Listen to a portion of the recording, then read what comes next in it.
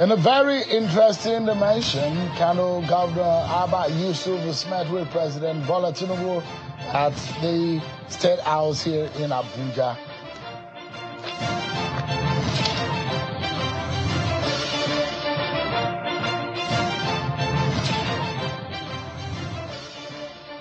And Nigerian government has opened what is called the Nigeria House in Davos, asking investors to come into the country, a place where conversation about investment will be held in the conference.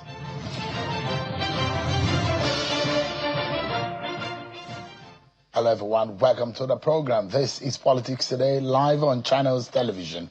I'm Sean Kimbale right here in Abuja. Let's begin by letting you know what the Vice President Kashim Shettima has been doing outside of the country since he left. Is today open the Nigeria House in Davos as the 2026 World Economic Forum kicks off in Switzerland. The unveiling, which took place on the sidelines of the World Economic Forum, marks the first time Nigeria is establishing a house in Davos.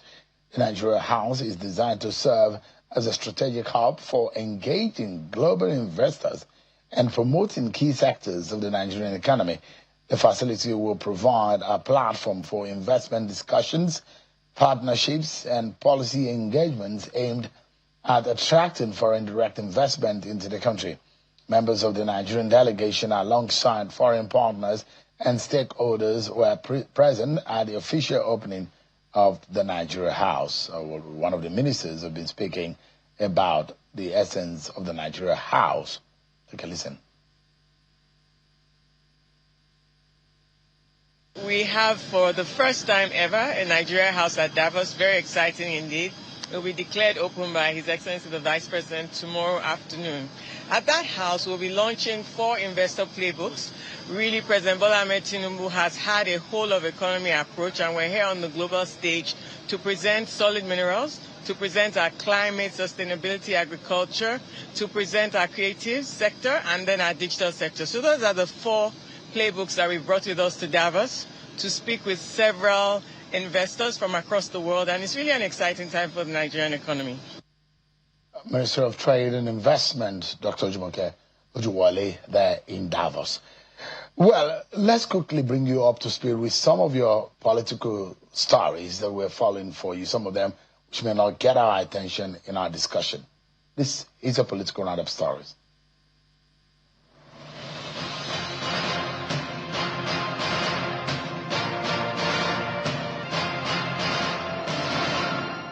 Justice Mohammed Umar of Federal High Court in Abuja has fixed January the 22nd to begin the trial of the presidential candidate of the African Democratic Congress, AAC, in the 2023 election, Mr. Omoyele Sowore, for the alleged criminal defamation of President Bola Tinubu. The Department of State Services, DSS, had in September of 2025 filed a 5-count charge against Mr. Sowore, alleging that he referred to the president as a criminal. Following a request by counsel to the DSS, Mr. Akinlolu Kehinde, the judge struck out names of social media platforms X, formerly known as Twitter, and Meta Incorporation, the parent company of Facebook, who were co-defendants in the case. Local contractors have again staged a peaceful protest at the Federal Ministry of Finance in Abuja over alleged continued delay in payments for executed projects. The protesters blocked the entrance of the headquarters of the Federal Ministry of Finance with their vehicles, singing solidarity songs and displaying placards that contained their demands. The arrival of the Minister of State for Finance, Mrs. Doris Uzoka Anite, who had forced her way through, was met with stiff resistance from the protesters, as her security detail had to fire gunshots to scare protesters before making way for their principal. The Executive Secretary of the Nigeria Export Promotion Council, Mrs. Noye Ayeni, says the annual non-oil export report shows the nation's total export for the year 2025 stood at $6.1 billion. Ms. Ayeni, who gave the breakdown at a news briefing, explains that the figure shows a growth of 11.5% compared to the $5.4 billion gained as at December of 2024. Ms. Uzayeni says top 3 export destinations for the year include Netherlands, Brazil, and India, while a total of 1.23 million metric tons of goods were exported to 11 ECOWAS countries, with Ghana, Cote d'Ivoire, Togo, and Benin topping the list. Edo State Governor Monday Okpebholo has encouraged members of the All Progressives Congress, as well as intending members, to undergo the party's electronic registration, which he describes as a simple exercise. Governor Okpebholo gave the advice following his completion of the process and the receipt of his registration card in his hometown, Irua, Ishan Central local government area of Edo State. The coordinator of the e-registration exercise for the APC in Ishan Central said the e-registration exercise is designed to give members equal rights and opportunities. 2 Imo states, where members of the All Progressives Congress APC across the 27 local government areas of the state have reaffirmed their support for the re-election of President Bola Tinubu in 2027. At a stakeholders meeting in Ishebu community, Isha Lambano local government area, a former senator representing Imo North Senatorial District, Ifeanyi Ararume, says the party in the state is fully mobilized to deliver about 2 million votes for the president. According to him, the show of support is an appreciation of his achievements, impactful programs, and people-oriented policies.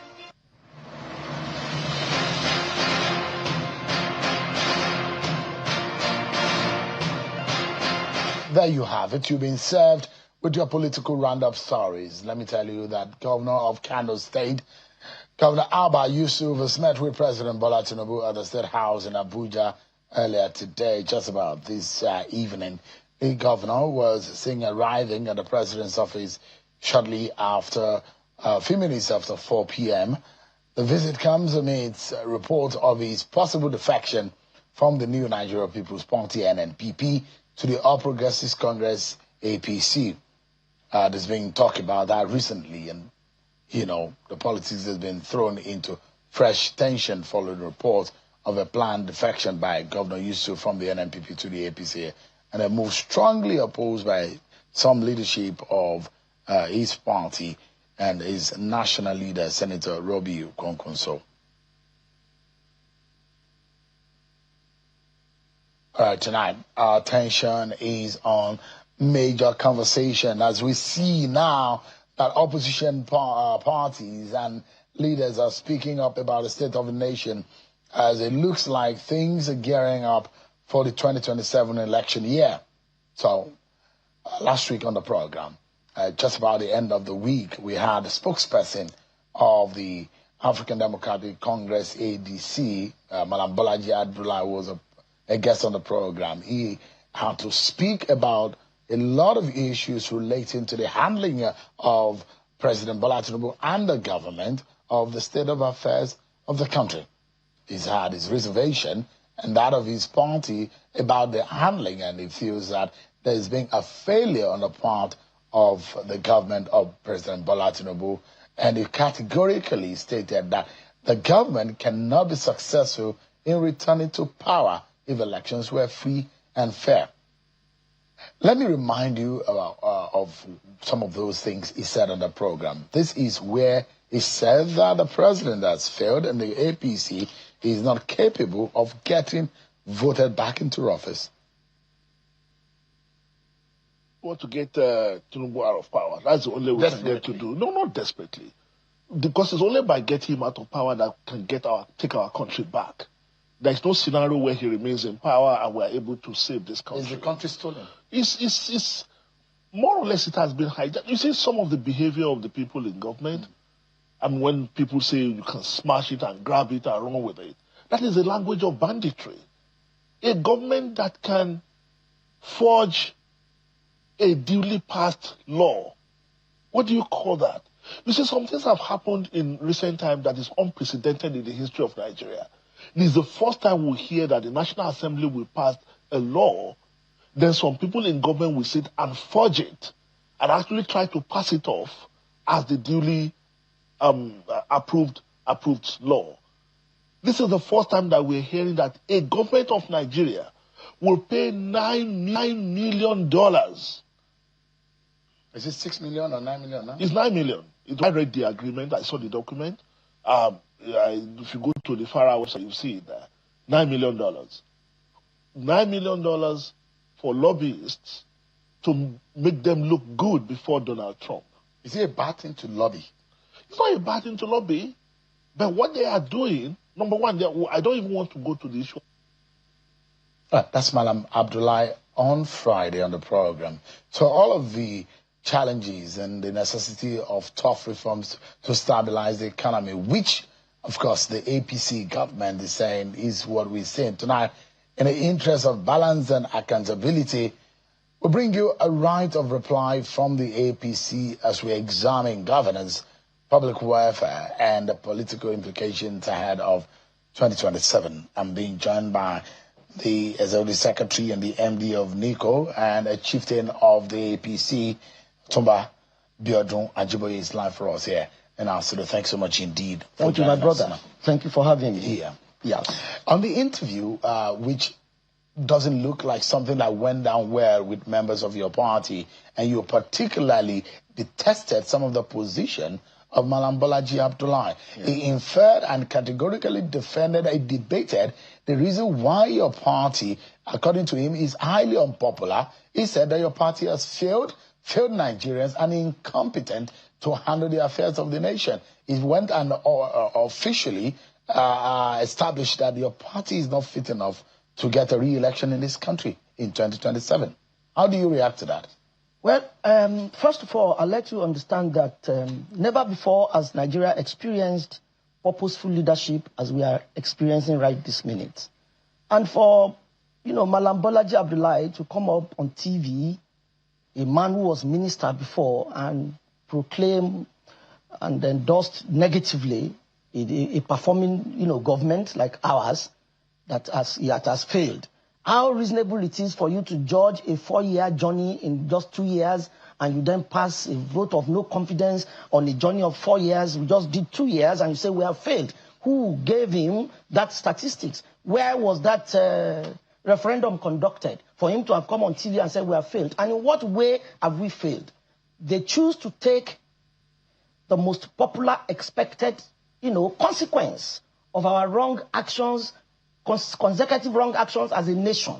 The consequence of such wrong actions must happen at a time. It is happening now. Any intelligent Nigerian will know that a country that has been using 97% of its revenue to service debts, a country whose major export is oil and has not been able to meet export quota for many years, a country that does not have a production sector working, will come up to a problem at some point. You don't need to have a degree to know that. And I expect Bolaji to understand that simply. Now, the consequence has come. And here is a man who says, okay, I reasoned with this consequence before I campaigned that you should vote for me. I am equal to the task. I will take these issues fundamentally from the beginning, and we will tackle it. That's exactly what President Bola Tinubu is doing. Okay, right today, as we speak today, by 2023 May, whether we liked it or not, there was no possibility of continuing with subsidy. Bola Tinubu did not remove subsidy. He only announced the removal. And some people are saying, why will he announce subsidy removal without preparing for it? How will he have prepared for a subsidy that was impossible to continue with as at the time he came to power? Okay, now what have we done? We've tried to reverse the negative tide of the economy. How? Unemployment rate has dropped drastically from from 33% to about 4-point-something% now. Now, inflation has dropped from... Unemployment rate? Yeah. You need to check your... But unemployment rate from 33% to 4.1%. 2020 was about 33%. Yeah. It has dropped drastically. Reason being that there are other sectors of the economy that are absorbing people, not the major sector of the economy. Payment of salaries, civil service salary has not failed one day. State governments no longer borrow money to pay salaries as they were doing before. All I'm trying to say is that we are trying to handle the economy in a way that is only possible by anybody who understands the language of finance. That's exactly what I'm trying to say. I'd like to ask you, Yes, please. When opposition figures argue that since the removal of fuel subsidy, because debates are easy to have if you speak the language very well and you understand your statistics and your data. But, the removal of subsidy, the exchange rate reforms, the inflation and food prices, all rose sharply, making daily life harder since this government got into office for a lot of Nigerians. For many Nigerians, their lives became a bit more difficult because of the situation of the economy. But from the APC standpoint, when should Nigerians realistically start feeling the relief? First of all, Nigerians, we must make ourselves to understand the fact that this period is a consequence of missteps of the past. Now, when we understand that, then we will then appreciate what Bola Tinubu is doing, or what the government of President Bola Tinubu is doing to ensure that the tide is being reversed. Okay, let me even take the debt service to revenue. As our 2023 was 97%, like I said. By 2024, it has come under 40%. So once we are able to tackle some of those activities that are holding us down as a nation, it will be easier to now say, okay, let us face massive, deployment of our arsenal to ensure that the economy is properly reflated. Now, for instance, the government has done about 1 trillion naira investment into mining. Our mineral sector is being revived. We have to revive those sectors. And the problem with our mineral sector ab initio has been illegal mining from every angle of Nigeria, from Zamfara to Kogi, illegal mining. So if government does not curb illegal mining, we will not be able to tap great potentials that are available within the mining sector. So until we are able to clean this mess considerably, then of course, even from this year's budget, we are faced with serious insecurity that is equally affecting agriculture. Now the insecurity is getting resolved as we speak, gradually. At least we are facing it headlong. The President Bola Tinubu's government is the first government that has actually done something substantive with respect to insecurity. So, my brother, we need to face the problem. We need to find ways of resolving the problem, step it down dramatically before we can begin to talk about growth. Yeah. So how easy are you able to convince Nigerians? You are reeling out some figures. You're saying, you're talking about, you're defending the policy decisions of this government. But some of the people you're talking to tonight, they will be asking the microeconomics side of things. They are not feeling it. They are not seeing it. Their lives is becoming more miserable. That misery index and that feeling of inability to cater for oneself amidst of the economic hardship brings some kind of hopelessness. What do you tell those kind of people who are listening to you? Yes, Otumba Ajiboye, you have said all of these figures, but the fundamentals is about the food on the table and the money is in the pocket. Shem, truthfully, I agree with you. The common man on the street must feel the impact of government's policy positively for them to adjudge government positively. With a fact, you have just said it right. But believe me, unless and of course we are able to tackle the fundamentals that is holding us down, we may not be able to get to that. Nigerians have failed by not educating its citizens why and how we got here. But I've asked you, when do you realistically think that some of Nigerians should start? By the end of 2026, with the budget of 2026, there will be some hope. Food prices have started coming down.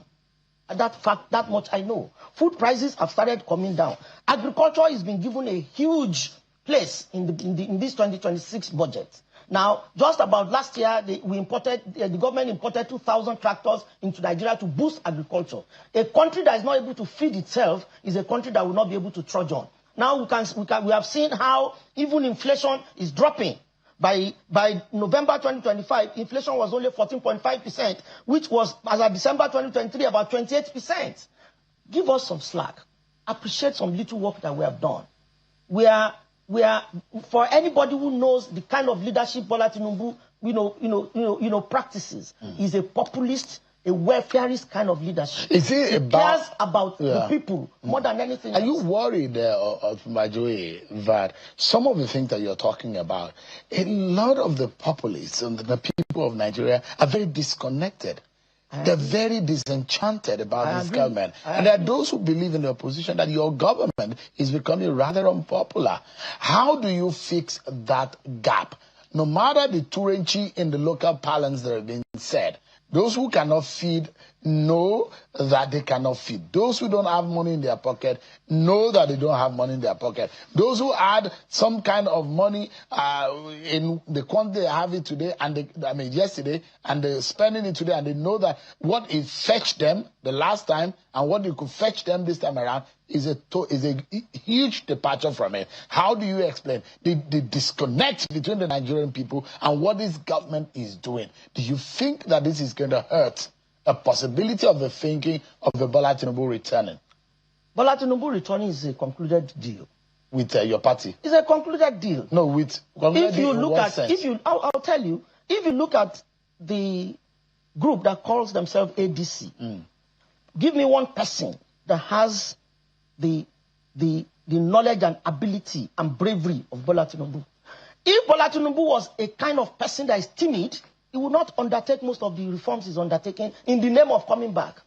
But this is a patriot, a very strong patriot who believes that the health and life of Nigeria is far more important than him returning to power in 2027. So he's been truthful with Nigerian people. He's been honest with the Nigerian people. He's taking the bull by the horn.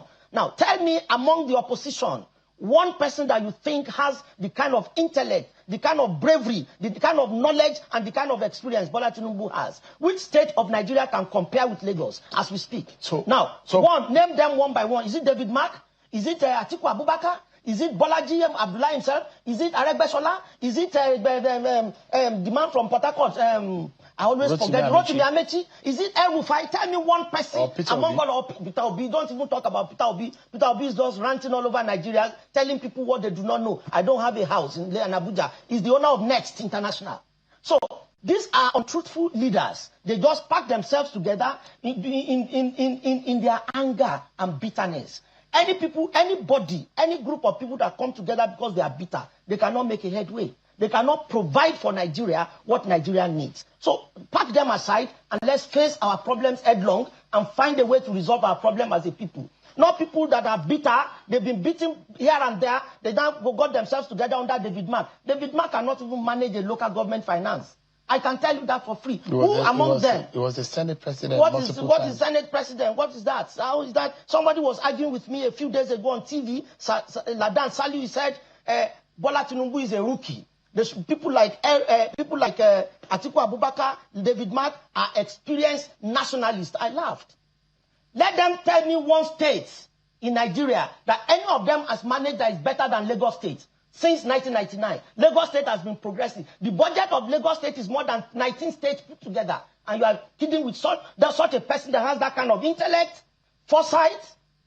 You know, they are just, you see. So, in your own explanation tonight, you are of the opinion that Bola Tinubu or nothing. Bola Tinubu is the only man that can fix Nigeria. That's what you're trying to establish tonight. Not necessarily. He has got. See, I heard a parastatal under culture. What Bola Tinubu has done is to select a team of people who believe in his dream, who believe in his leadership, and who will be ready to go whole hog to ensure that Nigeria succeeds. As I speak to you, in the culture sector, we have sitting a $45 billion annual income revenue to Nigeria. Everybody that is on the team of Bola Tinubu is here to work, and the work is that Nigeria must succeed. Not the disgruntled people that put themselves together and call themselves new opposition. But this the opposition, your party members are already jittering. They are running helter-skelter. How do you determine that? Shehu sitting here, how do you determine they are running helter-skelter? Helter-skelter about what? Even me looking at you, you feel very uncomfortable. I am You're agitated. I know they can't get anywhere. I am agitated because of the lies and the miscommunication and the kind of disorientation they are trying to give the unsuspecting citizen of Nigeria. Like Bolaji Abdullah. I mean, how do you say that referendum conducted has failed, has shown that the government has failed? How? Where? You need to be able to show your own statistics to otherwise. Just a moment, sir. You have said that a lot of the policies of this government will bring some hope by the end of the year. Yes. That's what you said. Yes. So by their own estimation, they are thinking that Nigerians are not feeling it. If Nigerians are not feeling it, that's failure. Because if you made a promise to a people, for example, let's take power, electricity, for example. He categorically, Bolaji Abdullahi said on this program, that the president by himself made the utterance. He said it, that if we fail to give you power, vote us out. But the question that Nigerians will be asking is that, do we have the power that's been promised, for example? Has the 4 years come and gone?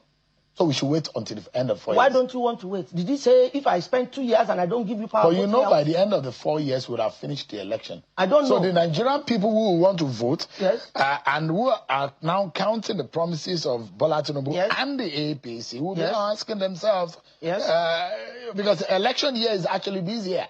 Everything will be encapsulated. Everything, the laws are going to be reviewed. It's likely that we have elections and have enough time. But the laws have not just been a moment, sir. That you have elections and review everything before the swearing in. That is the proposition. Yes. And if election holds February next year, substantively, you only have just about a few days in next year. So the question right here is that this is the year the Bola Tinubu team and the APC need to convince Nigerians that whatever they promise and whatever they are doing in office, the Nigerian people are well served adequately based on the promise they made. Okay, let me quickly let you understand. What constitutes a pass mark is 50%.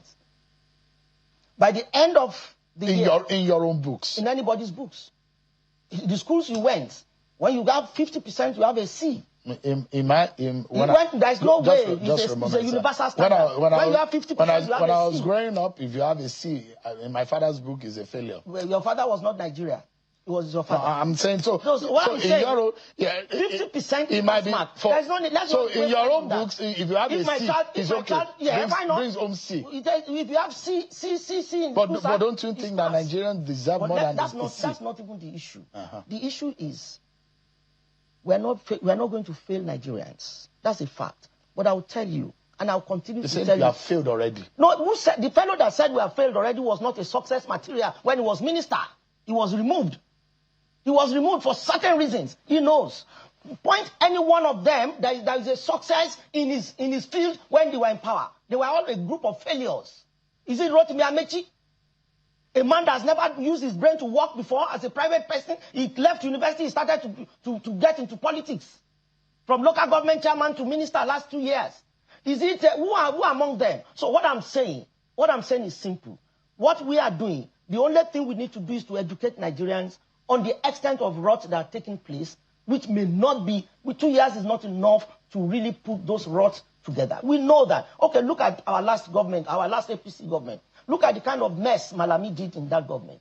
How will that kind of government progress? It will retrogress naturally. I mean, worst of all, they found ammunition in his house. So allegedly, it has not. Allegedly, no, that's alleged. But we had it all over the place. It's an allegation. Okay. It has to be proven. The man is highly innocent. Exactly, until he's proven guilty. Yeah. So no problem. But the issues of houses, 57 houses or more, caught in his book, is it alleged too? It's an allegation. Okay, fine. They are still in the realm of allegation. What I'm simply saying is that some Nigerians are actually the enemy of this country. Now, leadership, the kind of leadership Muhammadu Buhari provided was forthright, but the people that worked with him failed him. And that is the problem. It's a Nigerian problem. It's not a political party problem. But it's a political party. It's a Nigerian All problem. these things that you're talking about is your political party. No. The same, just for a moment, the same government that your party say is going to continue on their legacy. And you are saying that Nigerians should do what? Every government, forget them? Every government has its own policy and focus. A Muhammadu Buhari's government had its own policies and focus. A Bola Tinubu government has its own policies and focus. And the circumstances of those two governments are not particularly the same. The kind of circumstance we have met here in 2023 is entirely a difficult situation that we are struggling very hard to ensure we tackle. And I have not seen any of those people who can do better. Are you kidding me?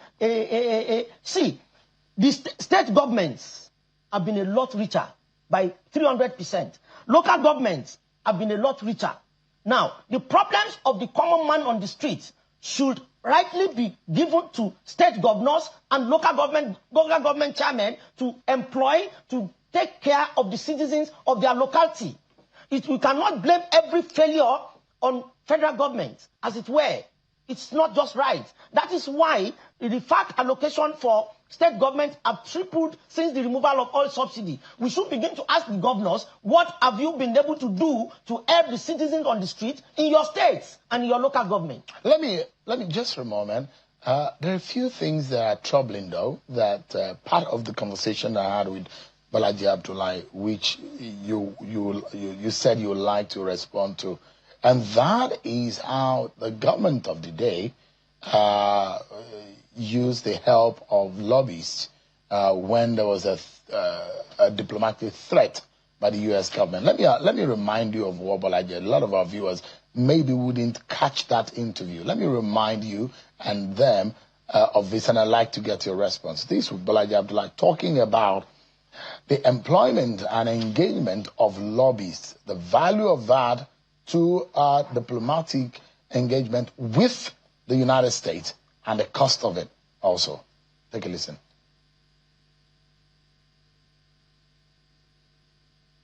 Some things have happened in recent time that is unprecedented in the history of Nigeria. This is the first time we hear that the National Assembly will pass a law, then some people in government will sit and forge it and actually try to pass it off as the duly approved law. This is the first time that we're hearing that a government of Nigeria will pay $9 million. Is it 6 million or 9 million now? It's 9 million. It was, I read the agreement, I saw the document. If you go to the FARA website, you see it there. $9 million. $9 million for lobbyists to make them look good before Donald Trump. Is it a bad thing to lobby? It's not a bad thing to lobby. But what they are doing, number one, I don't even want to go to the issue of all the processes. How did they award this contract? How was the money paid? Who paid this money? What budget line is it? How was the money transferred out of Nigeria? We are not even going into that.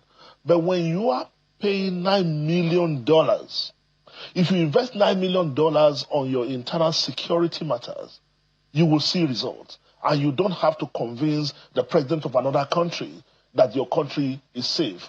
You are paying $9 million to a public relations group in the US, company in the US, to make you look good, to tell Americans and the American president that, as a matter of fact, what you think about us is not who we are. So, and that is all they care about. They don't care about whether Nigerians are still dying. They don't care about why people are still being killed. They just want to look good before Americans. Mr. Ajibe, how do you react to the opposition? I'm surprised that somebody like Bolaji Abdullahi, a journalist is a media person, will speak like this. When Donald Trump woke up one morning and said there's Christian genocide in Nigeria, we all know there was no Christian genocide. Those people were killing everybody, Muslim, Christians, everybody. Some people had gone behind to impress on Donald Trump that it was a deliberate act against Christians. That was not good enough. Now, the trajectory that man was going with, he would wake up one morning and started bombing and started destroying everything.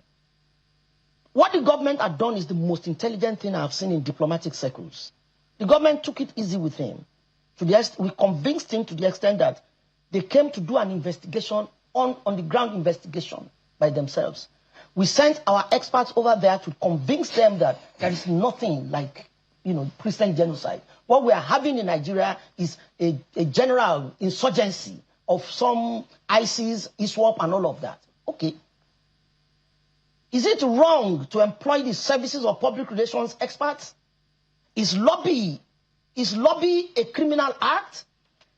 In public relations, which I know very well, when a situation is getting tacky and the channel of conviction is a bit narrow and thorny, you need some experts to break the ice. So what has Nigerian government done wrong? You see, these people are very wicked, and Nigerians need to understand that coalition called APC is evil, and I'll tell you what I mean. See him talking about there's no food in Nigeria. Why spend $9 million to do PR? For God's sake, we saved Nigeria from some unjustifiable and hallucinating destruction that could happen from one man whose action cannot be determined the next minute. We have seen that man take a lot of actions that were not actually justified.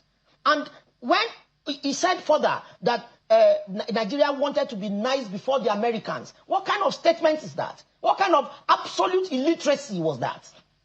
Are we trying to be good before Americans, or we are trying to explain to people who do not have the right information about us that this is not right? What we are hearing is wrong, and we have succeeded in doing that. Isn't that reasonable? Today, they are fighting the insurgency for us the way nobody else has fought it. Neither Jonathan, neither Buhari had been able to fight it. So haven't we succeeded in doing something? Haven't we succeeded in getting something home? Why is he saying all of this? Just because of election? Just because we want to paint the government bad? So that Nigerians need to be very careful of these people. I can tell you that for free. They need to be very careful of these people. At the end of the day, if these people are not, if the Nigerians are not careful with these people called ADC, they will not only destroy Nigeria, they will destroy the future of Nigeria. Because they are coming with a lot of belligerence, anger, and irresponsibility, if I may say. How do you come on TV and say things like this? So, you are now beginning to say 9 million is so much. If he was Minister of Information and he has to manage it, what would he have done? Give me a moment. I'll talk about the we're due for a break.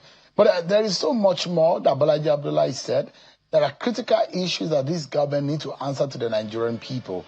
And the fact that a lot of Nigerians may not be happy with your government about some of these issues, and I'd like you to reply and give explanation on those issues. But that will only be after we return from this break, everyone.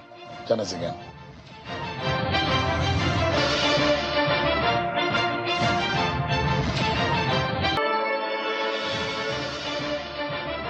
Thanks so much, everyone, for staying with us. Otuma Abiodun Ajiboye is the Executive Secretary and the Managing Director of NICO, an agency under the Culture Ministry. And he's been speaking as a right of reply to what the spokesperson of the African Democratic Congress, Bolaji Abdullahi, said on the program on Friday last week.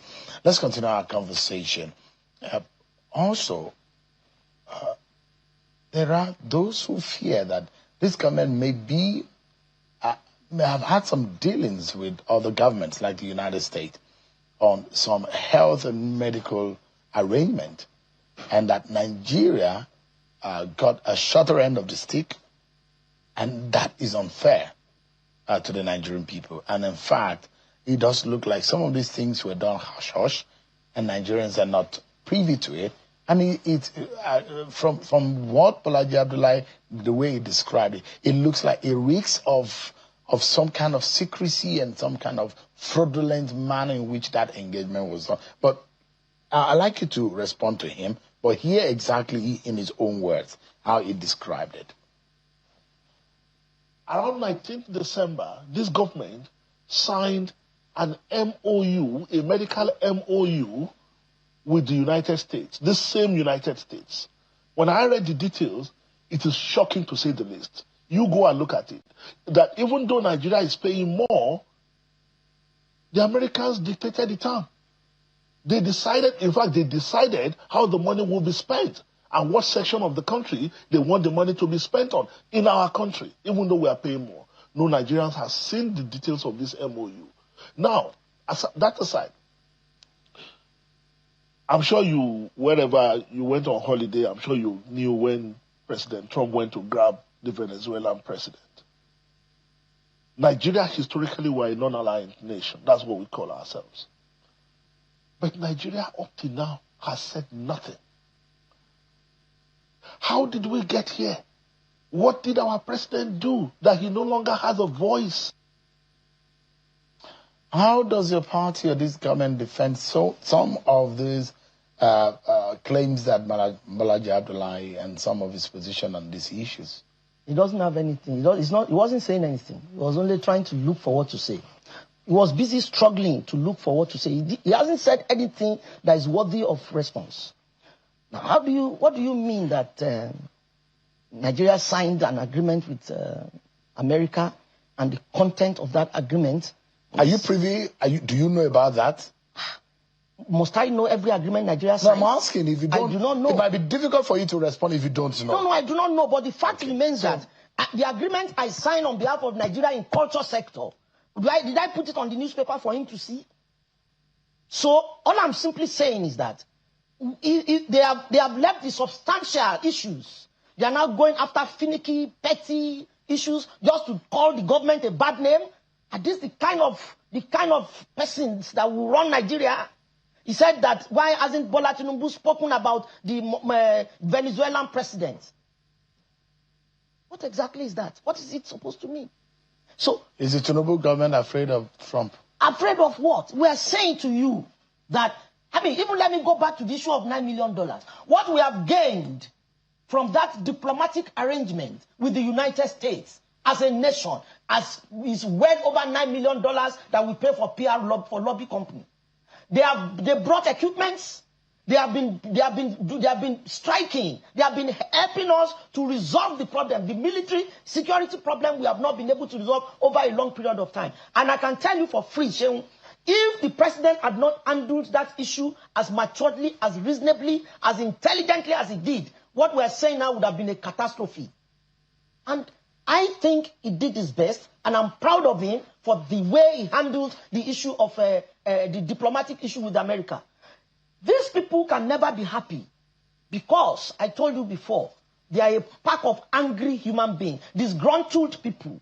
All they want to see is that the government is collapsed or government collapses, and nothing good. Even if they see good things, how do you say a government that is tackling education, 54 billion had been paid as student loan through NEL Fund? We are doing infrastructure. Lagos, Calabar, Badagry, Sokoto, Abuja, Kano. We are doing infrastructure in the health sector. 65 billion vaccine procurement. We are doing a lot of things. And you say we are not doing anything? What exactly do they want?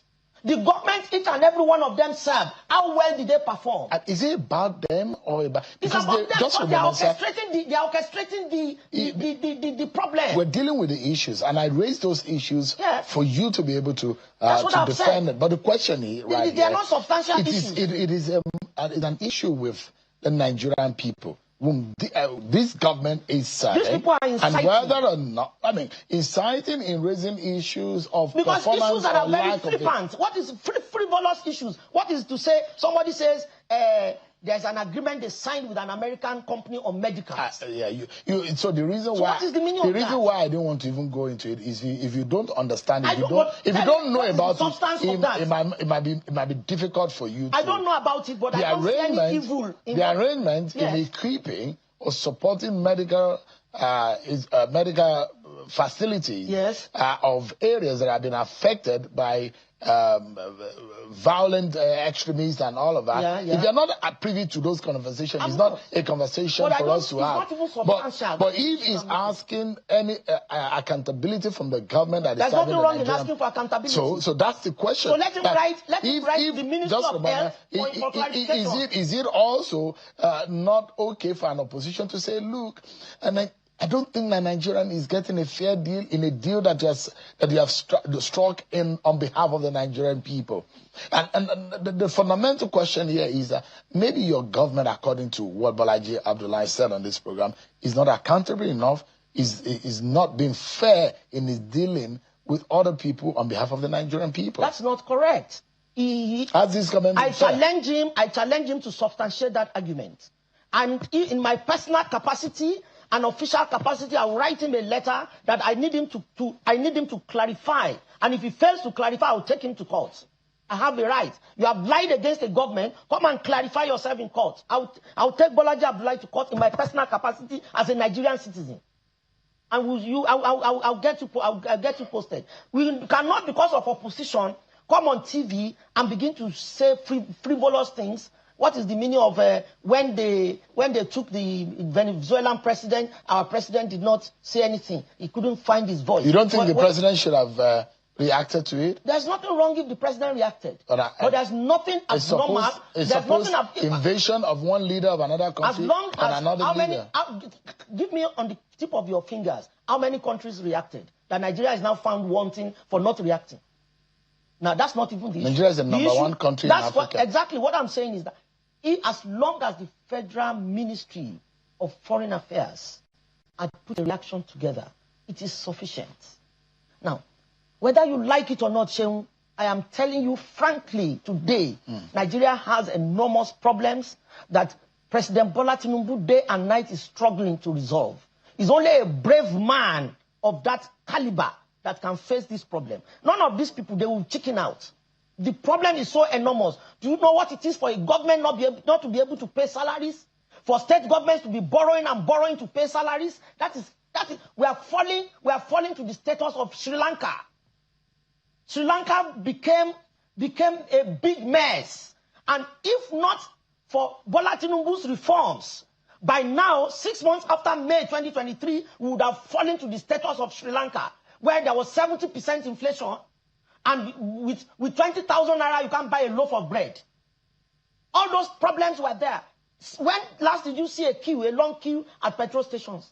That used to be the phenomenon many years ago. We need to take another break. But when we come back, this time around, I'd like you to let Nigerians know, what will you be telling the Nigerian populace if elections are to happen in any state or any part of the country about the promises your party made? And in fact, I would like you to take you up on the personalities that are running for office and whether or not the figures that we saw in 2023 and now the alignment of forces of those who ran second and third after President Tinubu coming together, maybe it poses a danger and a possible ousting of this government at the polls in 2027. I'd like to get your views on those issues, but that's going to be after we return from this break, everyone.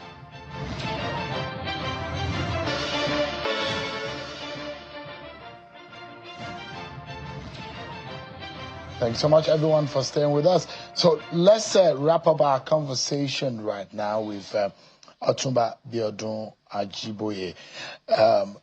I'm curious, though, to what your party will be telling Nigerians, especially for some of the unfulfilled promises that are being made. Are you going to be asking for more time? What exactly would you be telling them? We will be in a position to tell Nigerians how well we have done. We will be in a position to tell Nigerians that what they have experienced before we came was quite enormous. And we've done so well to be able to bring it to this point that we will be telling Nigerians the much that we have done for the Nigerian people that is enough to inspire their future. We'll be telling Nigerians how much we saved the future of Nigeria from collapse. And that is the truth. There is nothing, we are not going to be short of what to tell Nigerians. We have more than enough to tell Nigerians. Are you aware of what happened today at the Ministry of Finance? With Dr. Doris, the Minister of State for Finance. The issue of budget. 4 trillion debt owed to some of those who have collected loan from banks, some of those who have sold their houses to do contract for the federal government, and the federal government has failed to pay them. This is from 2020, some from 2023, rolled to 2024, and rolled to 2025. Now, we are using the revenue of 2025 to service 2023 budget, 2024 budget, 2025 budget. That's exactly what has happened. How much revenue was Nigeria making in 2023? Almost nothing. All the money was used to pay subsidy. So, you see, this is why I'm telling you, it takes a lot of intelligence to navigate through this problem. The earnings of 2025 was the only substantial earnings we have had almost in 10 years. Now, that same earnings, that same revenue is what we are going to be using to, that is why they said 30% of 2025 budget will be implemented in 2025. 70% of that will be implemented in 2026. It is the most intelligent, the most logical, the most feasible, the most forward-looking action that anybody who went to school can take, especially when you know finance. But some other people will disagree. See, just a moment, there are those who think that it is lackluster, it is disgraceful and disastrous in the manner in which the economy has been managed and how the budget has been designed. Was it disgraceful when we were using 97% of our revenue to service debts? Was it disgraceful when we fell short from 2 million barrels per day? Has this kind of arrangement ever happened in the history of this country? What I'm saying to you is that those were the problems. Those were the missteps. A problem happens in the morning, but it manifests at night. The missteps is not today. Therefore, we need to now have a logical and structural understanding of how to solve the problem for the sake of the future. And incapabilities to be able to achieve your 2023 goals, your 2024 financial goals, your 2025 financial goals, and you are in 2026 and you're still written from trying to struggle. No. You did not understand what I said. I asked you a question. No, hold on, sir. I'm asking you a direct question, sir. Okay. The only reason why you'll be talking about 2025 budget in 2026, 2024 budget in 2026, 2023 obligation is because just a moment, sir. There is a failure and incapacity. We're short of revenue revenue to do it. So whose fault is it? This government said we're going to do it, but you have failed in doing it. No, it doesn't work like that. How do you explain that? No, it doesn't work like that. I have just told you here. I said subsidy took a lot of our revenue. We were not managing subsidy. Now, 97% of the money coming in was used to service debt. They had forward sold the crude oil in the ground. I mean, look at that problem. If you look at that problem, that wasn't Bola Tinubu's government. Now, to the extent that even if there was no revenue to even activate or execute the budget of 2023, 2024, it was 2025 we made extremely substantial inroad into our revenue generation that we can now use to say, okay, let us start. You see, you know what they call financial engineering. Financial engineering is a process whereby you look at a structural mess of finances of an entity and you begin to put structures in place to rectify and ameliorate the dangers that will emanate from such misstep. Nigeria had a lot of missteps. It wasn't Bola Tinubu. So therefore, that President Bola Tinubu had come on here to say, I need to face the problem headlong. He should be given some credit. And that's the point I'm making. We need to wrap up now in just about 30 seconds. And I'd like to know what your views are. In 2023, yes, the election results show that the president had 8.7 million votes, right? Yep. And he defeated Atiku Abubakar, Peter Obi, and the rest. And some of them who garnered about 6 million votes apiece. Now, if the scenario were to be the same, seeing Atiku Abubakar and Peter Obi coming into the same political party, that is almost 30 million possible votes and possibility of more in 2027. So it does look like, just a moment, sir, it does look like the APC and Bola Tinubu might be in trouble. How? The scenario of 2023 is not the scenario of today. We have 28 governors today. But do they manufacture presidential results?